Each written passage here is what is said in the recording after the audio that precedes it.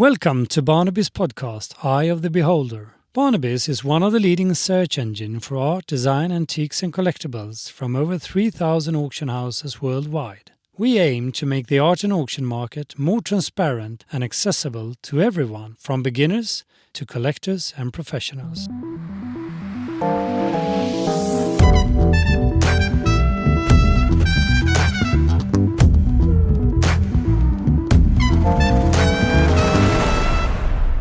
Japanese prints have played an important role in shaping Japanese culture, serving not only as a form of entertainment, but also as a medium for social commentary.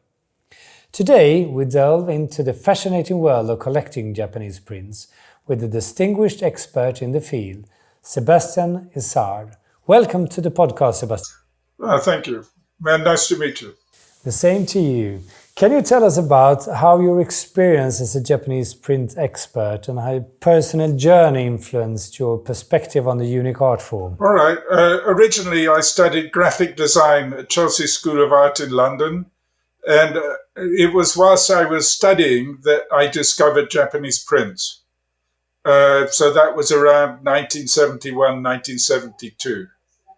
And I kind of fell in love with them, to the extent that I realized that I no longer really wanted to be a graphic designer, but I wanted to study Japanese prints. I did get a degree in graphic design, but I went on to do postgraduate education, and I ended up with a PhD on one particular artist from the School of Oriental Studies in London. At the same time, the economy was very poor in England at that time. So instead of going into academia, I decided to go into the auction world, and I got a job with Christie's. They sent me to New York and told me that Japanese prints was fine, but I had to do all types of Japanese art. So, it gave me a good grounding in the whole field. I stayed with Christie's for 17 years. But that was also works of art or mostly print and painted? Well, I did do works of art too. And in fact, I ended up doing Korean art too. But in auction houses, you kind of, you get thrown in and you just have to sink or swim. Yeah. But I had a good career. Oh, nice. Yeah, I know the drill. I've been there as well. Yeah, right. So, but when it comes to Japanese prints, they are grouped into different periods. What are the periods and how do they differ from each other? Well, the first Japanese prints that came to the West, they were sort of anthropological kind of things that came through Dutch sea captains and around 1800. But the first real, the prints that had an effect in the West really came in the 1850s. And those were prints that foreigners arrived in Japan in the 1850s, and they bought the prints that were currently available to them. And they were in essence buying contemporary prints.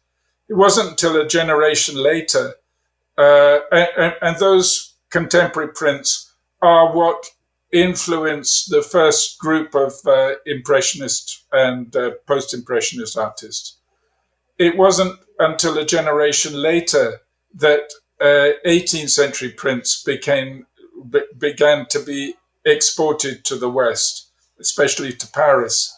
And you see artists like Toulouse-Lautrec being influenced by 18th century prints rather than 19th century prints. People like Manet were influenced by 19th century prints.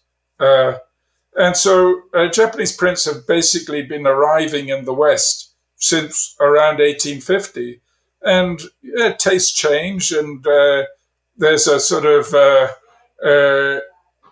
you're dealing with a vast amount of material.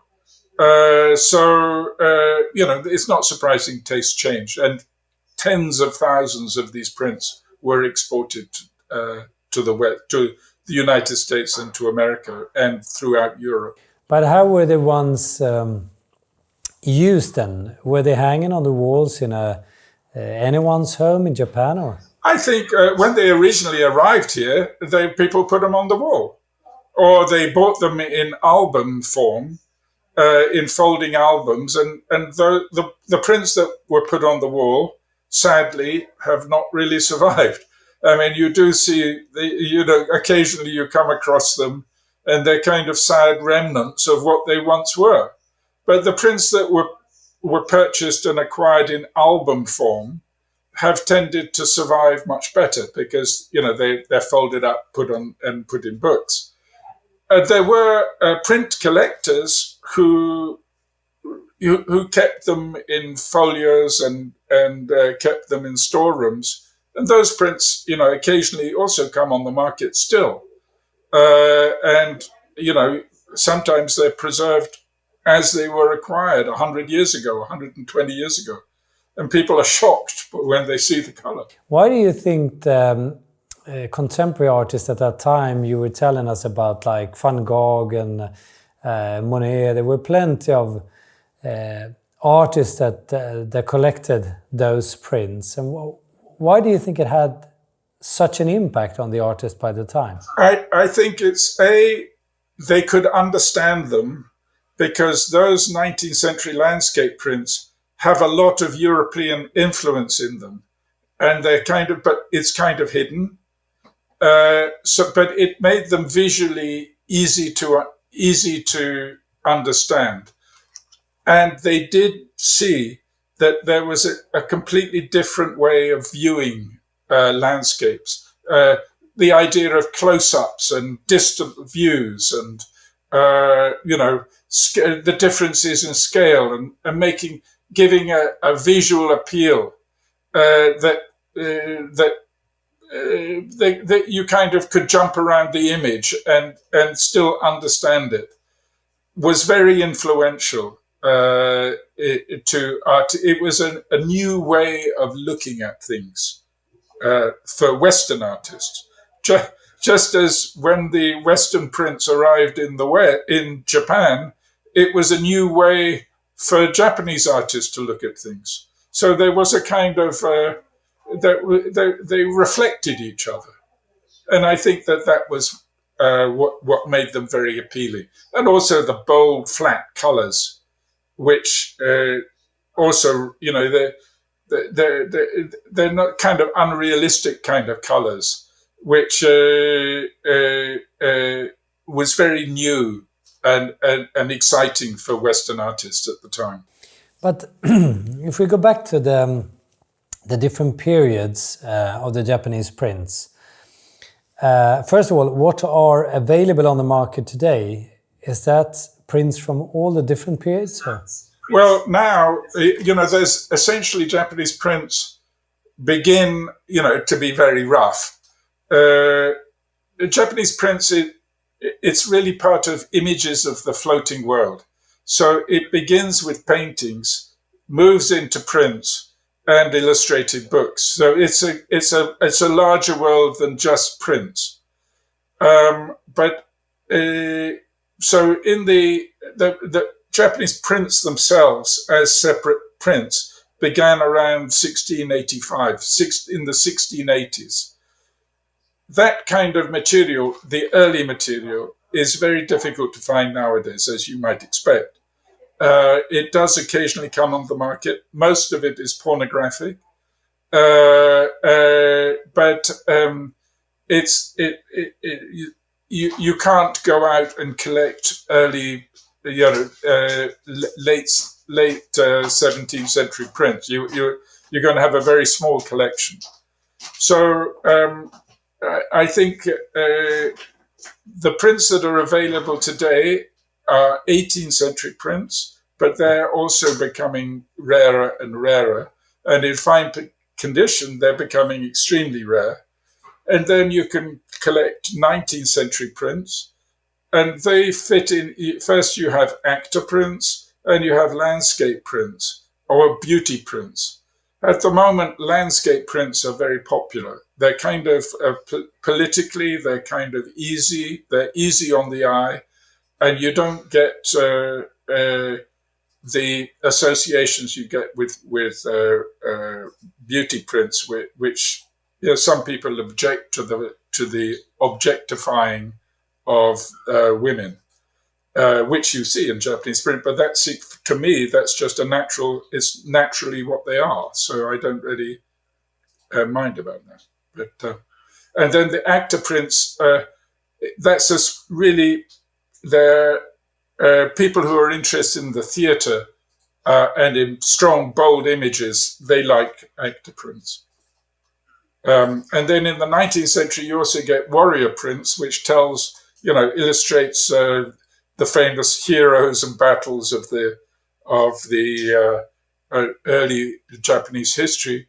And those kind of prints are very influential to contemporary manga, for example. So people who like manga and anime, they kind of like those kind of prints too, because it kind of shows a history. Yeah, they're the early superheroes, I guess. A continuum, as it were, I think they call it.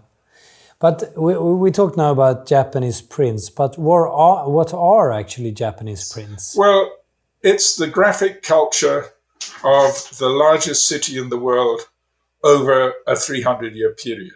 So Japanese prints can mean artworks, prints that are made as pictures that people would acquire and buy and enjoy, or it could mean, the equivalent of Christmas cards, or it could, they were very,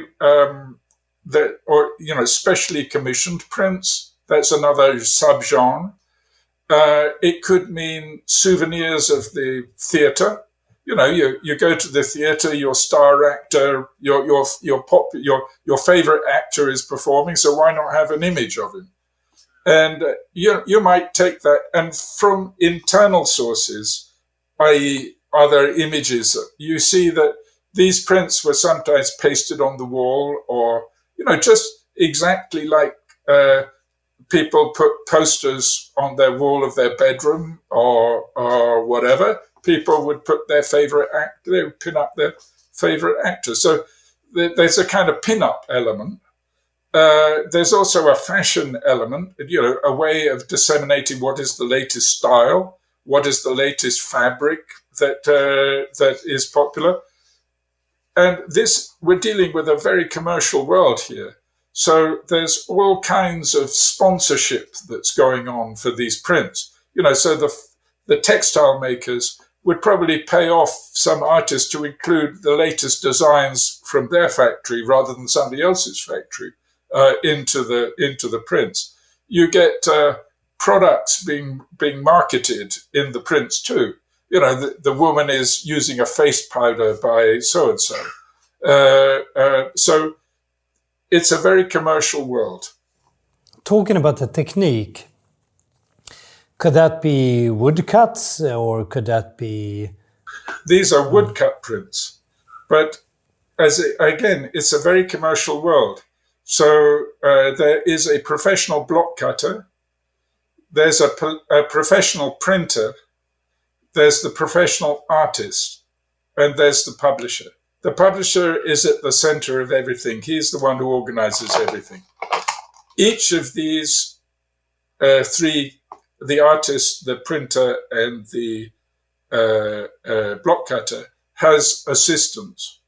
So it becomes a very skilled and fast medium for reproduction, because the guy, the block cutter, as assistant, he cuts the easy bits so that the master craftsman is just doing the very detailed, difficult bits, so they can move it along very, very fast.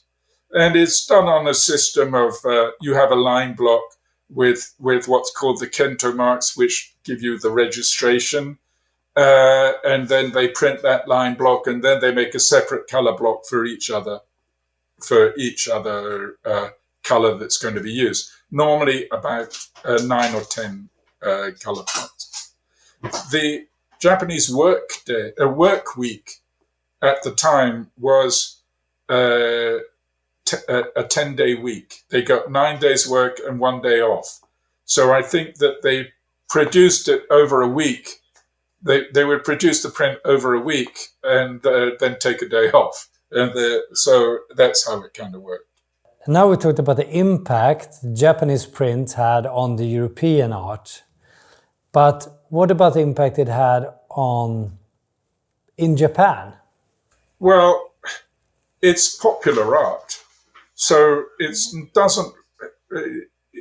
true that ukiyo-e was popular at all levels of society, but officially it belonged to the lowest. It was the lowest class. It was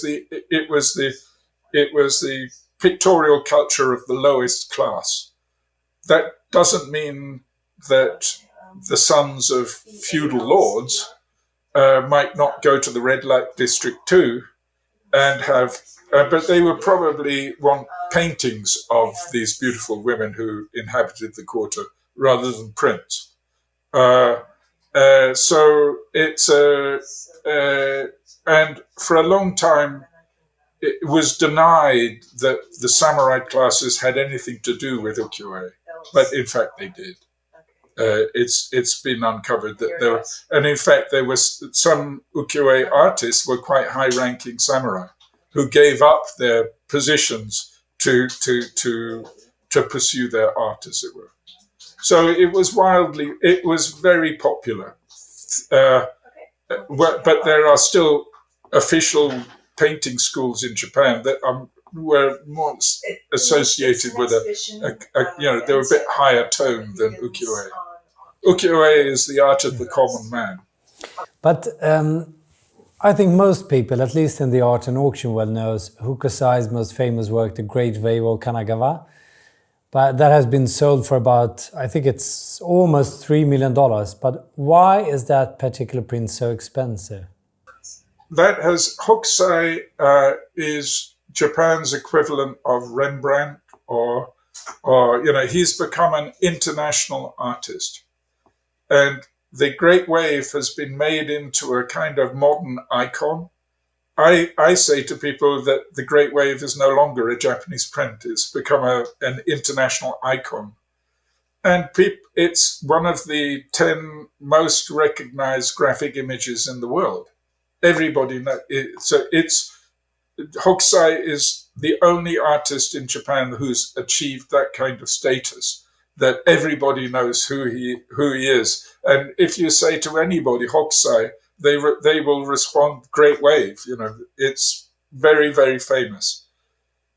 It's not a particularly rare print. I think that in my career, I probably sold it maybe 40 or 50 times. Because these prints did not have a limited edition. They would continue to print them until the blocks were worn flat.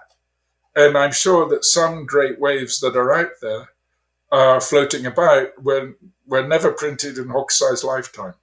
But we consider them, if they're off the original blocks, we consider them to be genuine. So nowadays, the market really took off around 5, 6, 7 years ago. Why?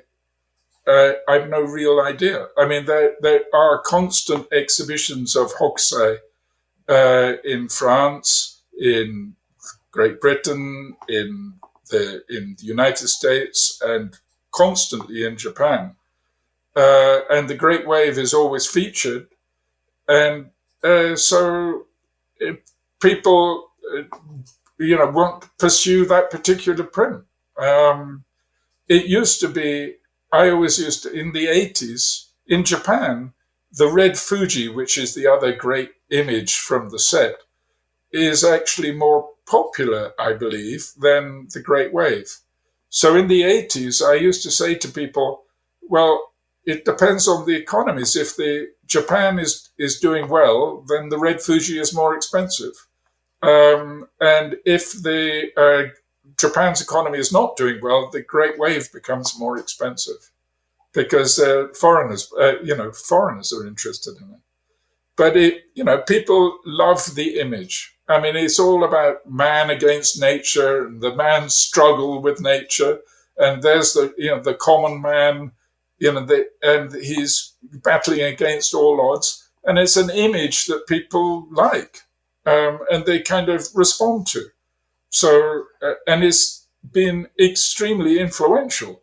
I mean, there's all kinds of versions of the Great Wave that have appeared in art ever since it first appeared in the West.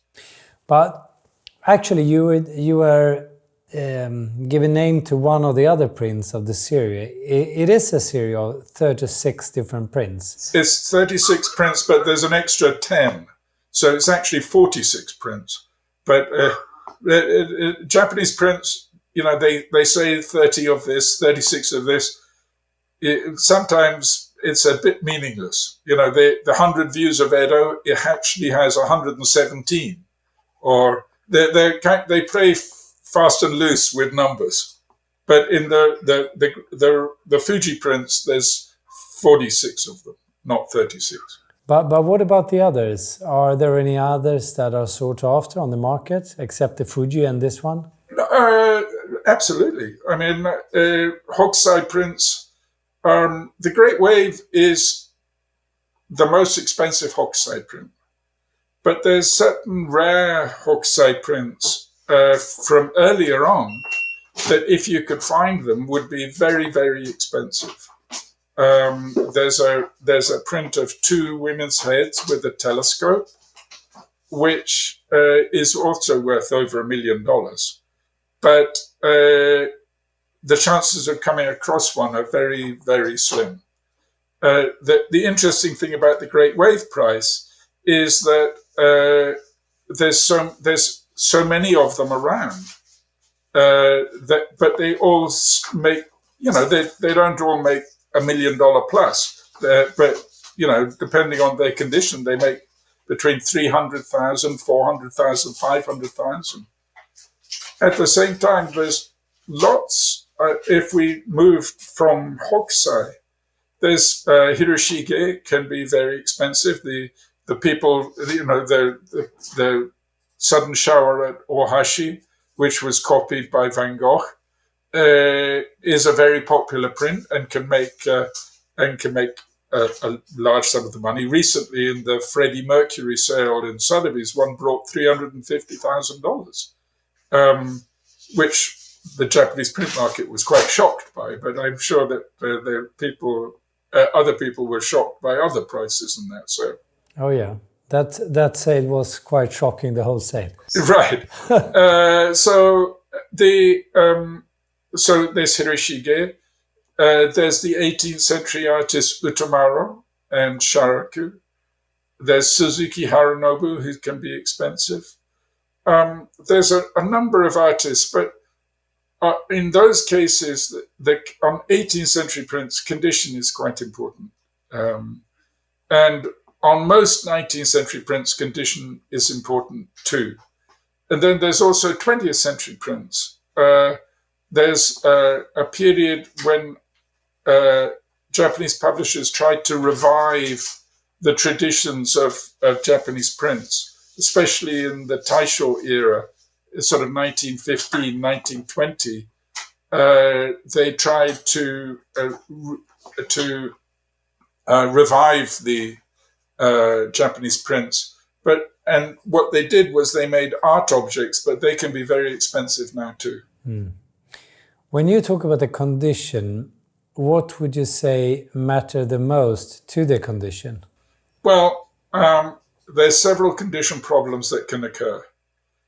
Obviously, the first one is that people took the prints and put it on the wall, which can make them fade. But then if they're in damp conditions, for example, they can get foxed, or they could be put into... Another problem with framing is that they could, especially in the early 20th century, people didn't understand about acid in card, and the acid in the card leaches into the prints, which turns them brown. It darkens them, or you can get staining.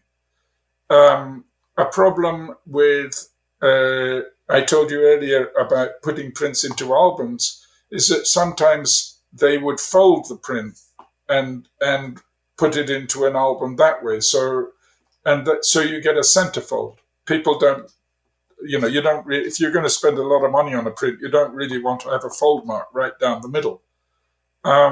So there's an awful lot of damage, different types of damage that can occur. The city of Edo, burnt down on several occasions over the 300 years that we're talking about. So quite a lot of material has been lost to fire. There's all kinds of, what we see today is a very small percentage of what must have once existed. But how do experts authenticate and preserve Japanese prints to maintain their historical and artistic value? Well, when you look at Japanese prints, the first thing you do is you look at the back of the print. A Japanese print should print through the paper so that you'll see the print come through the paper at the back. That's the first thing. There's also a good thing to do if you want to check the condition of the print, because restorers tend to restore the surface of the print. So if you turn it over, you can see where the restorations are quite easily, usually. I mean, of course, clever restorers can fix that too, but generally they don't. Then with a Red Fuji or a Great Wave or any of these prints, what you should do is find an accepted genuine print in a photograph or whatever, and then check very, very carefully against the line block to see that the line block is the same. Because woodblock facsimiles of 18th and 19th century prints have been made in Japan since the beginning of the 20th century.